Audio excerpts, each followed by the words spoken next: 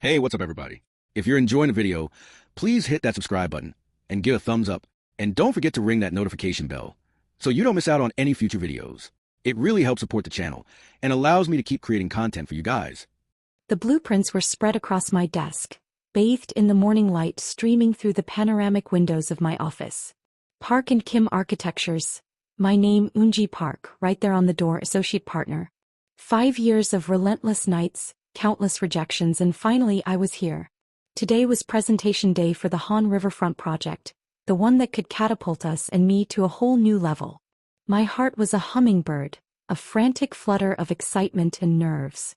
I smoothed down my tailored blazer, double-checking the presentation slides on my monitor, a small smile playing on my lips. Min-joon, my husband, had even wished me good luck this morning, a quick peck on the cheek before he rushed off to his own office.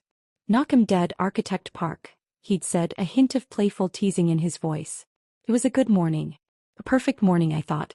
Then the elevator doors chimed open down the hall, a sound that shouldn't have registered as anything unusual, but it did. A strange, heavy feeling settled in my stomach. And then I heard it, my mother-in-law's voice, sharp and brittle, cutting through the quiet hum of the office. "Eun-ji's offices. Where exactly?" My blood ran cold. What were they doing here? It wasn't even lunchtime. My mother-in-law rarely ventured beyond their side of town, let alone into the sleek modern glass tower that housed my professional life. My office door slid open again, this time wider, and there they were.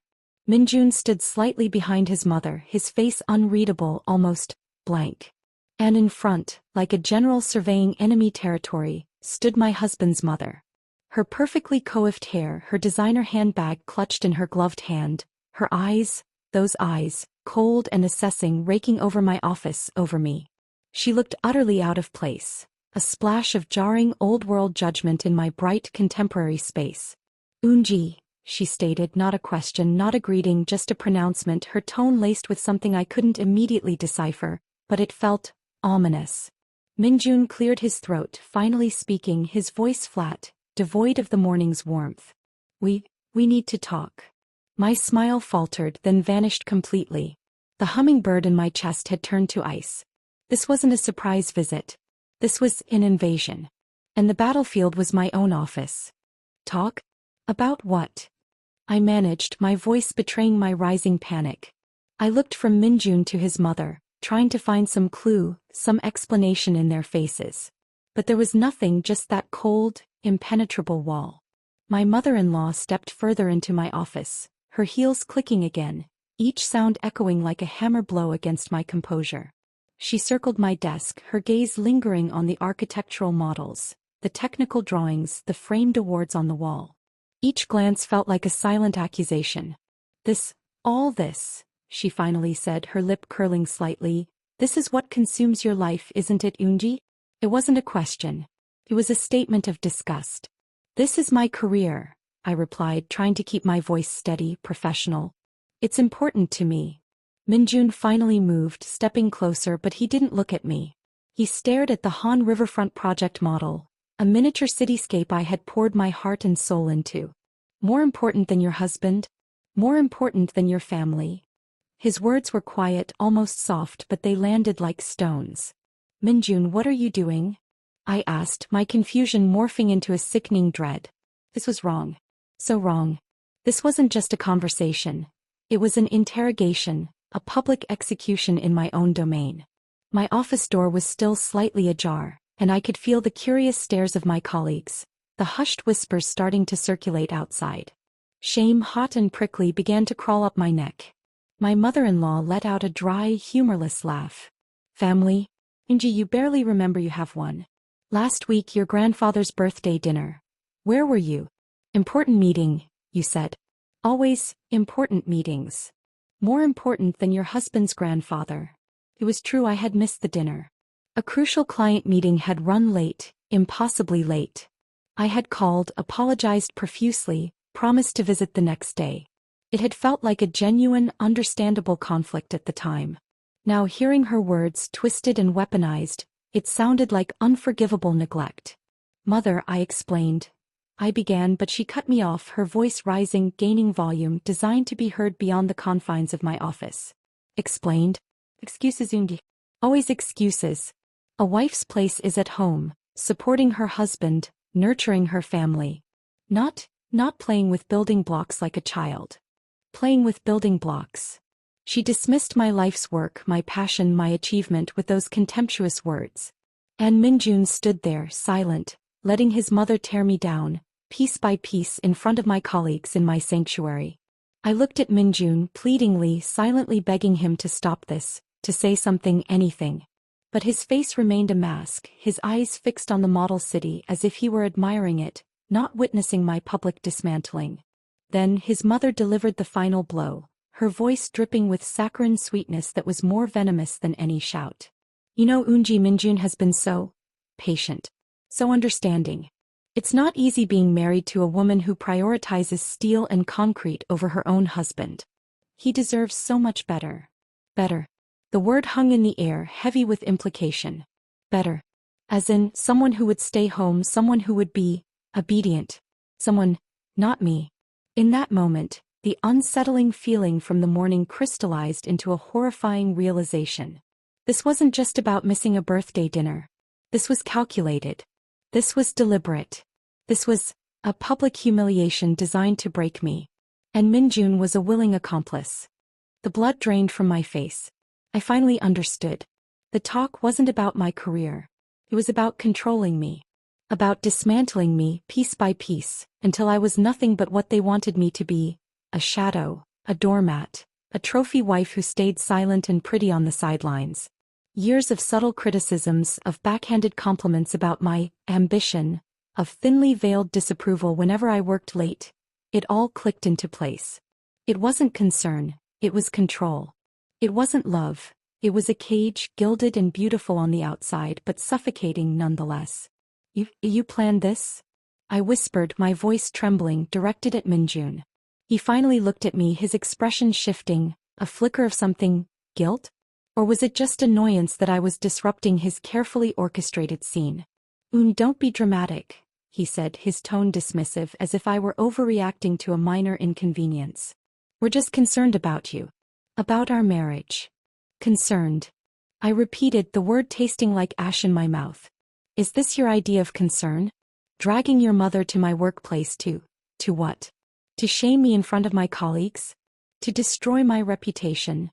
My voice rose with each word, the carefully constructed professional facade crumbling into dust. I didn't care about the presentation anymore, about the Han Riverfront project, about anything but the burning betrayal searing through me. My mother-in-law scoffed. Reputation? What reputation? Being a workaholic who neglects her family? That's hardly something to be proud of. It's my life. I screamed, the word echoing in the stunned silence of my office. My life, my choices, my career. And you have no right to barge in here, to judge me, to humiliate me. Tears streamed down my face now, hot and angry, but I didn't care. I was done being polite, done being understanding, done being the dutiful daughter-in-law. Years of suppressed resentment, of swallowed insults, of forced smiles, it all erupted in a volcanic fury. You think I don't see it? You've always resented my success. You've always wanted me to be less ambitious, less independent, less me. I pointed at Min-joon, my finger shaking. And you stood there, silent, letting her tear me apart. You're supposed to be my husband, my partner, not her puppet. Min-joon's face hardened. The blank mask shattered, revealing the cold, calculating man beneath. Puppet? Don't be ridiculous, Eun. I'm just realistic. This career of yours, it's unsustainable. It's taking you away from what truly matters. And frankly, he sneered, it's becoming embarrassing. A wife who's more successful than her husband? It's not traditional. Traditional. That word, uttered with such disdain, was the final crack in the dam. It wasn't about love or concern or tradition. It was about power. About control. About their fragile egos threatened by my achievements. And in that moment something inside me snapped. The years of trying to please them, of bending to their expectations, of suffocating my own desires, it all shattered. I was done. Completely, irrevocably done. A strange calm descended over me. The anger was still there, a molten core of fury, but it was now channeled, focused. I looked at them, at my husband and his mother standing there expecting me to crumble, to beg for forgiveness, to promise to change. But I didn't. Instead, a slow, deliberate smile spread across my face. It wasn't a happy smile. It was a smile of grim determination. Embarrassing, is it? I said, my voice low, almost a whisper, but every word cutting through the air like glass.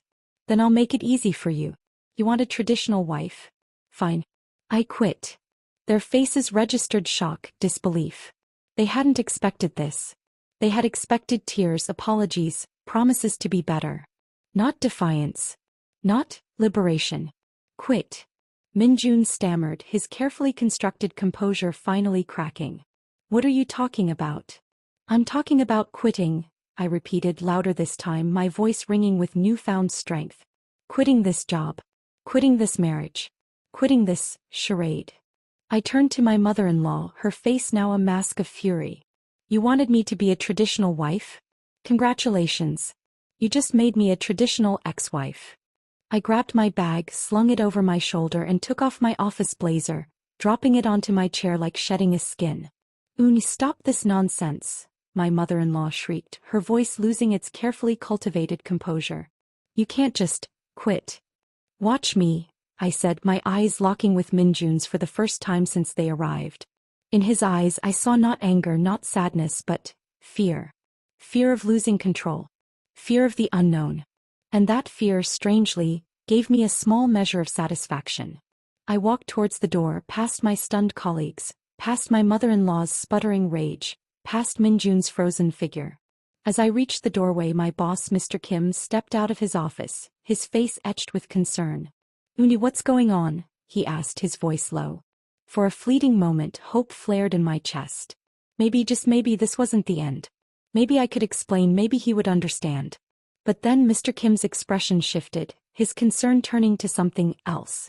Discomfort. Pity. Eun, he said slowly, his voice heavy. I'm sorry. About the Han Riverfront project. The client just called.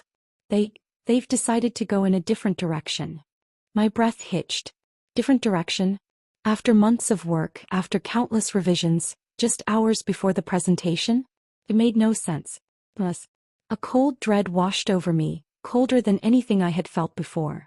I looked back at Min-joon, who was now watching me, a strange, almost triumphant glint in his eyes. And then it hit me with the force of a physical blow. This wasn't just about humiliating me. This was about destroying me. My career, my reputation, my future. They were systematically dismantling everything I had worked for. And the chilling realization dawned on me. The cage wasn't just my marriage. The cage was my entire life. And they held the key. My escape wasn't freedom. It was just another kind of prison. Architect of my own cage. That's what I was. And the blueprints, they were always